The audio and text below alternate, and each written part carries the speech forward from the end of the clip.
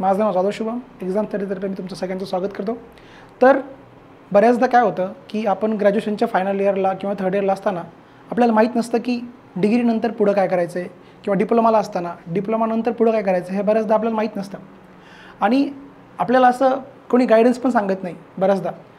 त्यामुळं काय होतं की आपले करिअर चूज करताना किंवा पुढच्या फ्युचरमध्ये आपण काय करायचं आहे हे आपल्याला कळत नाही. त्यामुळं आज मी काय करणार आहे तुम्हाला सगळ्यांना सिव्हिल इंजिनिअरिंगच्या ज्या काही अपॉर्च्युनिटीज आहेत, मग त्या गव्हर्नमेंटमधल्या असतील, प्रायव्हेटमधल्या असतील किंवा सेंट्रल गव्हर्नमेंटच्या असतील, ज्या की प्रीमियम सेंट्रल गव्हर्नमेंट जसं की आपण चीफ इंजिनियर वगैरे जे बघतो त्यांच्या असतील, किंवा प्रायव्हेटमध्ये काय काय अपॉर्च्युनिटीज आहेत ते पण आपण बघणार आहोत. तर पहिल्यांदा आपण काय करू, ESE किंवा IES, ESE किंवा IES इंजिनिअरिंग सर्व्हिस एक्झामिनेशन, त्यालाच पहिलं नाव IES होतं. मग त्याच्यामध्ये काय असतं, त्याच्यामध्ये प्री मेन्स इंटरव्ह्यू. प्रीला बराच जो सिलेबस आहे तो सिव्हिल इंजिनिअरिंगचा कन्सिडर केलेला असतो आणि तिथं जनरल स्टडीज पण असतं. मेन्सचा जो सिलेबस आहे तो होल अँड सोल फक्त आणि फक्त सिव्हिल इंजिनिअरिंग ओरिएंटेड असतो आणि इंटरव्ह्यू पण असतो. तिथं 3 प्रकारे जे प्री मेन्स इंटरव्ह्यू झाल्यानंतर तुमची जी पोस्टिंग आहे ती प्रीमियम इन्स्टिट्यूट, जसं की रेल्वेज असेल, जसं की बॉर्डर रोड ऑर्गनायझेशन असेल, किंवा सेंट्रल PWD असेल, किंवा CWC असेल, NHAI असेल, NHAI म्हणजे national highway authority of India असेल, किंवा मिलिटरी इंजिनिअरिंग सर्व्हिसेस असतील, किंवा ऑर्डनन्स डिफेन्स फॅक्टरी असेल, डिफेन्स ऑर्डनन्स फॅक्टरीज असतील.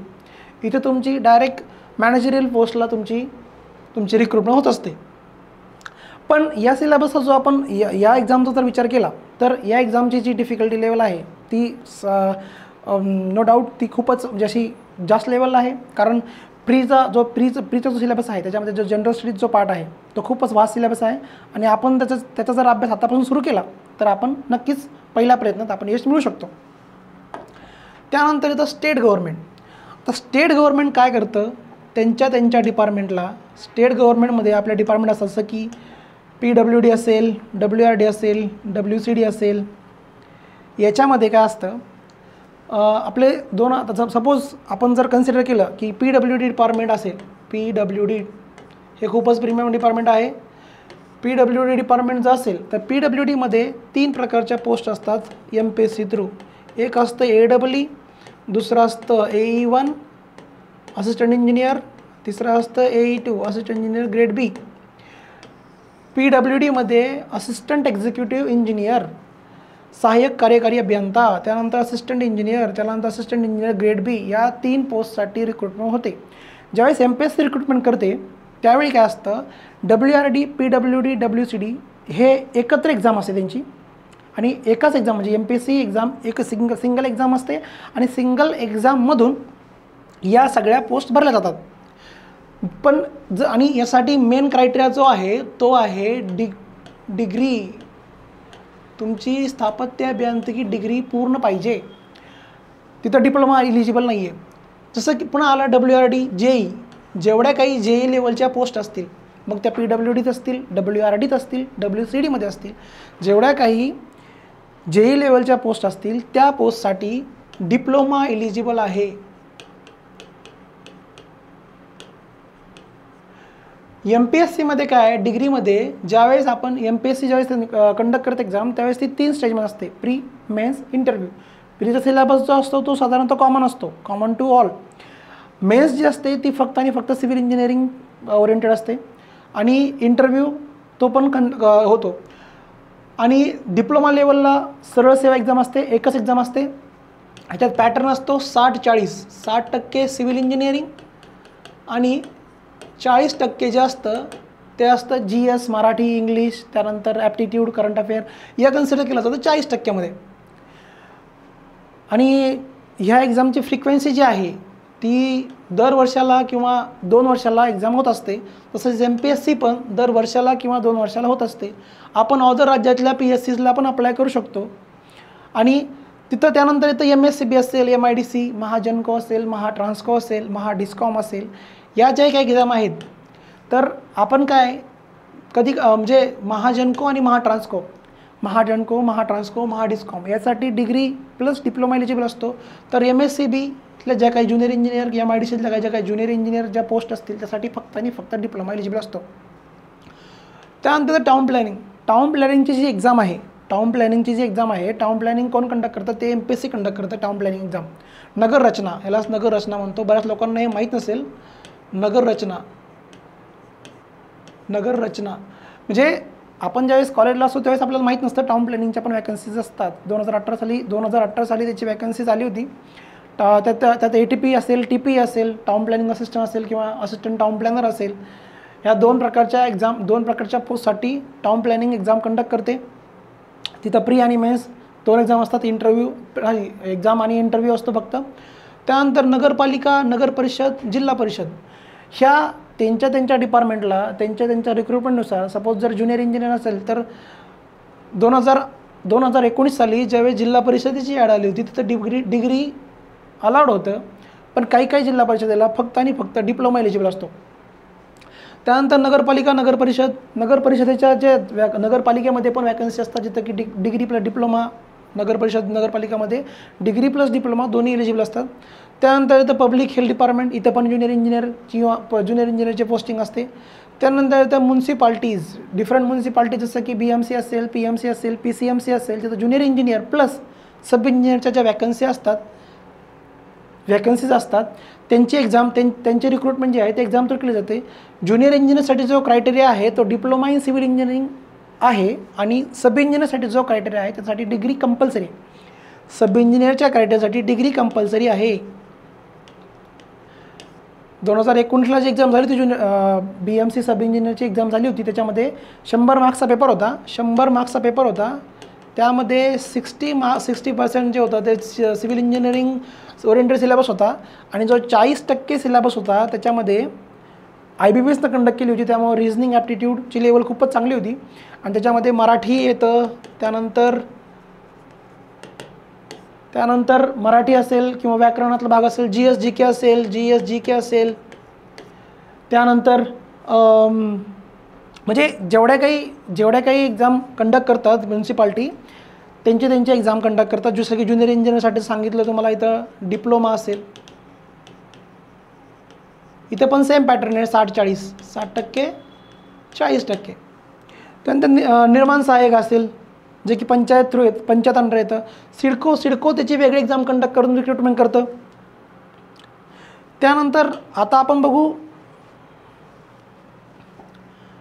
बघू सेंट्रल गव्हर्नमेंटमध्ये सुद्धा सिव्हिल इंजिनिअरिंगसाठी खूप चांगल्या वॅकन्सीज असतात.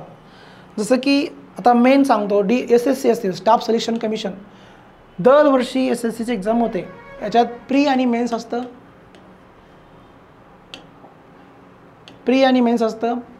प्री असते 200 मार्काची. साधारणतः कट ऑफ जनरलसाठी लागतो 120-122च्या आसपास कट ऑफ असतो याचा. आणि याची आणि प्री नंतर लगेच मेन्स पण असते, प्री मेन्स. त्यानंतर रेल्वे रिक्रुटमेंट बोर्ड ते ज्युनियर इंजिनियरसाठी असेल किंवा त्यांच्या पण वेगवेगळ्या त्यांची सेपरेट रिक्रुटमेंट केली जाते. 2019 साली RRBची व्हॅकन्सी आली होती. त्याच्यामध्ये पण 120 ते 150 मार्काचा पेपर असतो तो प्री मेन्स. त्यात पण प्री आणि मेन्स असतं. जे CBT 1 CBT 2 ह्या दोन्ही एक्झाम ज्या आहेत, ही एक्झाम असेल CBT म्हणजे कम्प्युटर बेस्ड टेस्ट असते ती. त्यानंतर RBI आणि SBI, RBI प्लस SBI या बँकामध्ये SO स्पेशल ऑफिसरची एक पोस्ट असते. SO स्पेशल ऑफिसर म्हणतो त्यांना आपण. आणि स्पेशल ऑफिसरसाठी जो क्रायटेरिया आहे तो मिनिमम 2 वर्षाचा एक्सपिरियन्स असतो. आणि 2 वर्षाचा एक्सपिरियन्सवर त्यांची जे काही एलिजिबल आहेत.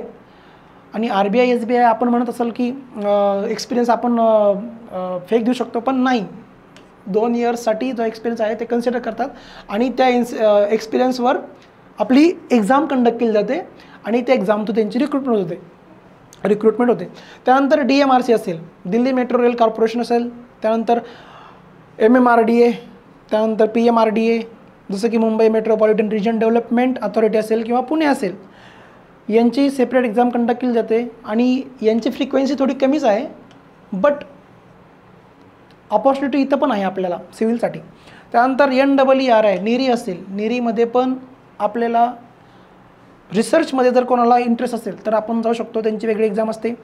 त्यानंतर पुणे मेट्रो असेल, पुणे मेट्रोची पण वॅकन्सी निघत असतात, त्याच्या पण असेल. पुणे असेल, मुंबई असेल किंवा कोलकाता असेल, हे त्यांच्या एक्झाम कंडक्ट करून त्यांचे जे रिक्रुटमेंट आहे ते त्यांचे फुलफिल करून घेतात.